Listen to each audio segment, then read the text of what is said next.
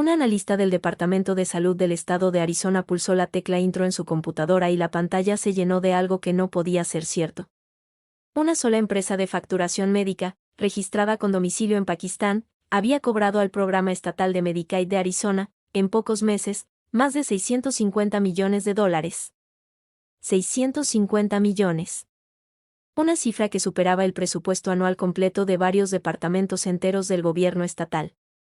Una cifra que ninguna empresa de facturación legítima podría producir en ese plazo desde ningún país del mundo. Una cifra que, sin embargo, había salido pieza por pieza, factura por factura, de un sistema de pagos que se diseñó precisamente para no permitir cosas así. Detrás de esa cifra había 41 clínicas. 41. Todas registradas oficialmente como centros de tratamiento para personas con problemas de adicción. Todas conectadas a la misma empresa de facturación. Y todas, según la posterior acusación federal, operando bajo un mismo esquema que aprovechaba uno de los rincones más sensibles del sistema sanitario estadounidense, el Programa Especial de Cobertura Médica para Comunidades Indígenas, un programa que paga, por razones históricas y de justicia social, tarifas de reembolso significativamente más altas que la versión común del seguro estatal. Ese era el blanco. Ese era el motivo. Y ese fue el error. Porque cuando alguien empieza a facturar de manera anómala contra un programa con tarifas más altas, los algoritmos del sistema empiezan a notarlo. Lo que la analista vio aquella mañana fue, en términos técnicos, una anomalía estadística.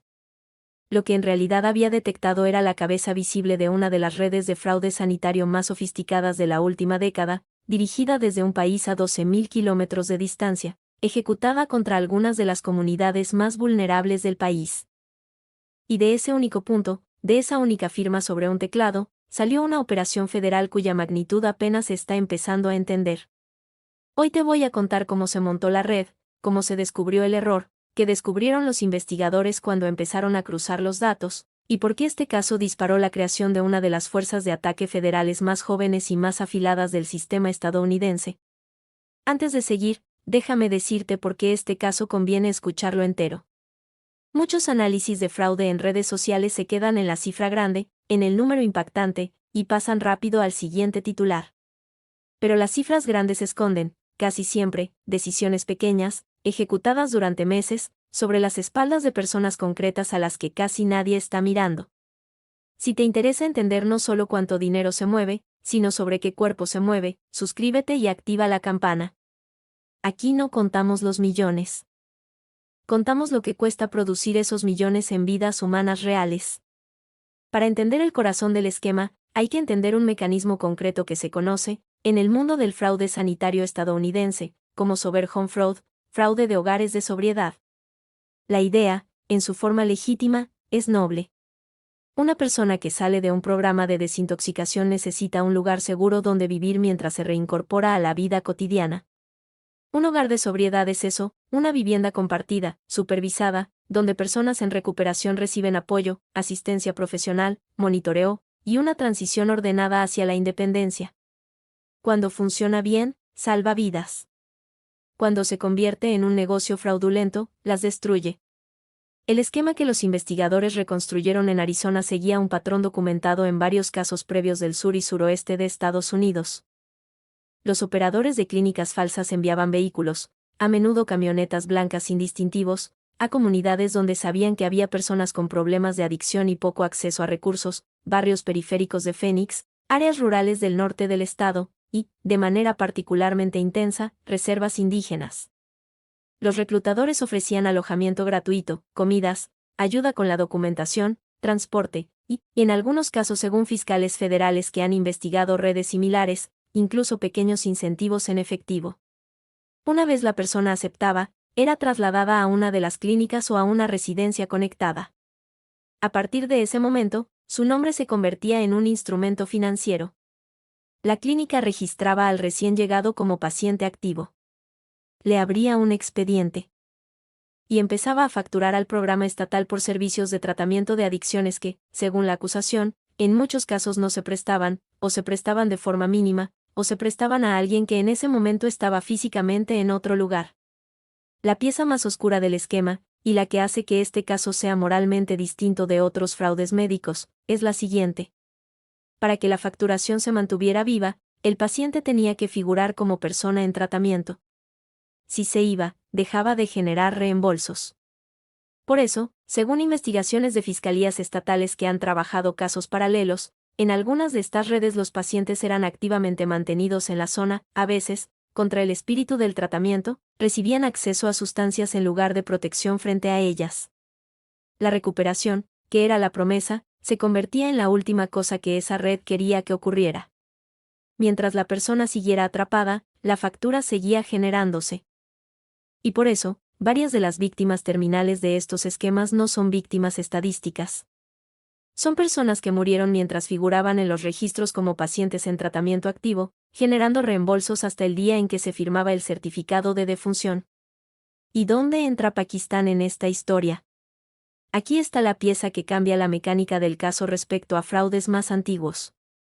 La administración de las facturas, el cruce de códigos médicos, el procesamiento de los reclamos, todo eso se hacía desde una empresa de facturación con sede en Pakistán, controlada por un solo individuo. Esa empresa era, en la práctica, el cerebro operativo del esquema. Las clínicas en Arizona generaban los nombres y los expedientes. La empresa de facturación, a miles de kilómetros, procesaba los reclamos contra el sistema estatal, gestionaba los pagos, distribuía los reembolsos, llevaba la contabilidad.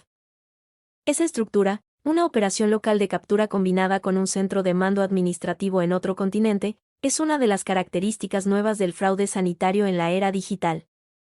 La frontera, para este tipo de delito, ya no es geográfica. Es de software. El propietario de esa empresa, identificado en los documentos judiciales por el apellido Ali, fue formalmente acusado en junio de 2025 por el Distrito de Arizona. Según la propia descripción de la Fiscalía Federal, la red atribuible a su empresa había facturado más de $650 millones contra el programa estatal de Medicaid de Arizona aprovechando, en particular, las tarifas más altas del plan de salud para indígenas estadounidenses. Al momento de la acusación, el imputado era ciudadano pakistaní y se encontraba prófugo de la justicia estadounidense, fuera del alcance directo de las autoridades federales. La acusación, por sí sola, no terminó la red, pero la documentó. Y, al hacerlo, encendió alarmas dentro del Departamento de Justicia sobre un patrón regional que excedía con mucho el caso individual. Esa es la razón por la que, apenas 10 meses después, ocurrió algo institucional poco común. El 30 de abril de 2026, el Departamento de Justicia anunció la creación de una nueva fuerza de ataque especializada, la West Coast Healthcare Fraud Strike Force, fuerza de ataque contra el fraude sanitario en la costa oeste. Su jurisdicción cubre 3 distritos clave: Arizona, Nevada y el norte de California. Su sede operativa se distribuye entre Phoenix, Las Vegas y San Francisco. Y su mandato, según el documento oficial, es enfocarse en fraude contra Medicare y Medicaid en 3 industrias específicas: cuidados paliativos, hogares de sobriedad y atención de heridas. La dirección operativa recayó en el jefe en funciones del Departamento de Fraude Sanitario, Jacob Foster, y el subjefe en funciones Gary Winters, en coordinación cercana con la primera asistente del fiscal federal del Distrito de Nevada, Sigal Chattah. La fuerza se inserta dentro de una estructura más amplia, la División Nacional de Aplicación contra el Fraude, creada apenas semanas antes, el 7 de abril, y bajo la conducción política del Grupo de Trabajo para Eliminar el Fraude presidido por el vicepresidente J. D. Vance. Esa secuencia no es casual. Cuando una región específica del país produce, en pocos meses, casos individuales de fraude del tamaño del expediente Ali, la respuesta institucional típica no es expandir las oficinas existentes. Es crear una unidad nueva, dedicada, con presupuesto propio, con prioridades propias, con personal especializado en los modus operandi exactos del fraude regional. El caso Ali, en otras palabras, no terminó solo con una acusación contra una empresa. Terminó con la creación de una maquinaria gubernamental nueva, diseñada para detectar y desmantelar la próxima red antes de que llegue al tamaño de la anterior. Y aquí llega la imagen final, la que conviene quedarse de toda esta historia, porque no es la imagen de una redada con cámaras y esposas. Es una imagen más callada y más triste. En las semanas que siguieron al desmantelamiento progresivo de varias de estas redes, organizaciones comunitarias, tanto en reservas indígenas como en barrios periféricos de Phoenix, reportaron algo paradójico. Cientos de personas que habían estado bajo la cobertura de estas clínicas falsas se encontraron, de pronto, sin alojamiento, sin servicios, y sin un sistema alternativo claramente disponible que las recibiera. La maquinaria del fraude, mientras existía, al menos las mantenía en una vivienda, por interesada que fuera la motivación. Cuando la maquinaria cayó, esas personas quedaron, literalmente, en la calle. Esa es la parte que pocos cuentan, pero que conviene escuchar. Porque en este tipo de fraudes, las víctimas no solo son robadas por los criminales. Son también, en muchos casos, abandonadas por la respuesta institucional que viene a rescatarlas tarde. El fraude las usaba. La justicia, después, no siempre las recoge. Hay una lección amarga que conviene quedarse. El fraude más caro contra el Estado no se comete, en general, contra personas con voz pública, con abogados, con seguros, con familias presentes. Se comete contra los que el sistema ya tenía a medias olvidados. Adictos en proceso de recuperación. Ancianos en cuidados paliativos. Niños con diagnósticos psiquiátricos que sus familias no entienden completamente. Comunidades indígenas históricamente subatendidas. La factura, al final, no la paga solo el contribuyente. La pagan, también, las personas a las que el sistema no estaba mirando antes del fraude, y a las que termina, paradójicamente, sin atender mejor después de que el fraude cae. Mientras eso no cambie, mientras la víctima estructural siga siendo invisible antes y después, la próxima red tendrá, de nuevo, terreno donde construirse. Ahora me interesa tu lectura. ¿Crees que la respuesta institucional, con la creación de fuerzas de ataque especializadas como la del Oeste, va a alcanzar para proteger a las comunidades más expuestas, o crees que mientras esas comunidades sigan siendo invisibles, otras redes encontrarán la misma puerta abierta? Déjame tu posición en los comentarios. Y si llegaste hasta aquí, si entiendes que el costo real del fraude se mide en las personas a las que nadie estaba mirando antes y a las que tampoco se mira después, suscríbete y activa la campana.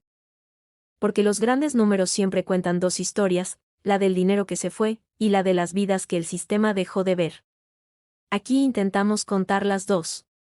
Nos vemos en el próximo análisis.